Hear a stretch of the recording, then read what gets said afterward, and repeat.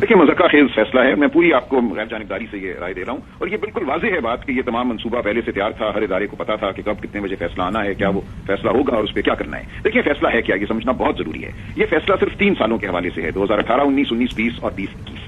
और यहाँ ये बात बहुत अहम है सामने रखना कि 3 अगस्त को इस्लामाबाद हाई कोर्ट ने यह कहा कि जो गवाह पेश करने की सजा है इमरान खान साहब की, उस पर जो गौर है वो अगले हफ्ते होगा। इलेक्शन कमीशन को नोटिस जारी किया, लेकिन उसी दिन 3 अगस्त को इस्लामाबाद हाई कोर्ट ने ट्रायल कोर्ट को यह कहा कि आप फैसला कर दीजिए। यानी 4 अगस्त को जो डेट ट्रायल कोर्ट में थी नीचे एडिशनल डिस्ट्रिक्ट सेशन जज साहब के पास, उन्हें कहा गया कि आप फैसला कर देंगे इसका। ये अजीब गरीब सूरत हाल है कि एक तरफ हाई कोर्ट अभी ये फैसला करने बैठा है कि गवाहान की इजाजत देनी है मुलजिम को या नहीं देनी, और ये भी एक अनोखी सूरत हाल है कि मुलजिम को गवाह पेश करने की इजाजत नहीं दी जा रही। और इस्लामाबाद हाई कोर्ट कहते हैं इस मामले को भी हम देखेंगे अगले हफ्ते, और साथ ही ट्रायल कोर्ट को कहते हैं कि तुम फैसला कर दो, और ट्रायल कोर्ट फैसला कर देता है बगैर गवाहान के। और फैसला क्या करते हैं? देखिए, फैसला सिर्फ ये है कि 2018-19 में इमरान खान साहब ने कहा कि मैंने 21 मिलियन रुपए केवल्स कुछ तोहफे खरीदे थे, जिनमें वो घड़ी भी शामिल है जो बहुत मशहूर रही, और वो मैंने 5 करोड़ 80 लाख के बेच दिए। और जो रकम थी, वो सवाल पूछा गया कि वो रकम कहां है। उन्होंने कहा कि जो उस पर मुझे मुनाफा हुआ 21 मिलियन और 58 मिलियन, वो मैंने बैंक अल फलाह में जमा करा दिया। जज साहब ये कहते हैं कि हमने बैंक अल फलाह में अकाउंट की जो स्टेटमेंट है वो देखी है, उसमें हमें 58 मिलियन का कोई फिगर नजर नहीं आया, लिहाजा ये गलत बयानी हुई है।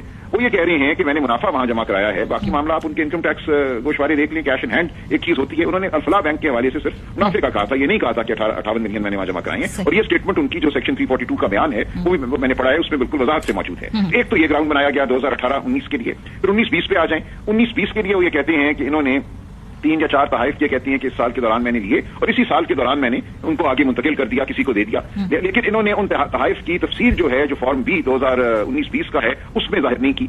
इसका जवाब ये है, या जवाब ये दिया उन्होंने अपनी 342 की स्टेटमेंट में कि मुझे मेरे वकला और फाइनेंशियल एडवाइजर्स ने यह बताया था कि जो 30 जून को असासे होते हैं उनका इजहार करना होता है। चूंकि 30 जून को ये असासे मेरे पास नहीं थे और बड़ी छोटी रकम की वो तोहफे हैं, लिहाजा मैंने उनका इजहार मेरे कंसल्टेंट्स ने नहीं किया। आप उनको आने दें, गवाह के तौर पर वो आके समझा देंगे कि उन्होंने क्यों नहीं किया। इस दौरान जो रकम वसूल हुई वो सब डिस्क्लोज्ड है, लिहाजा इन असासों का डिस्क्लोज ना होना 30 जून को कोई मानी नहीं रखता। और मेरे गवाहान जो हैं वो आके बता देंगे। ट्रायल जज साहब कहते हैं नहीं, मैं गवाहान तो आप पेश ही नहीं होने दूंगा। जो आपके टैक्स कंसल्टेंट थे या फाइनेंशियल एडवाइजर थे, उनको मैं इजाजत नहीं देता पेश होने की। और साथ ही ये कह रही हैं कि उस गोशवारे में जो तहरीर की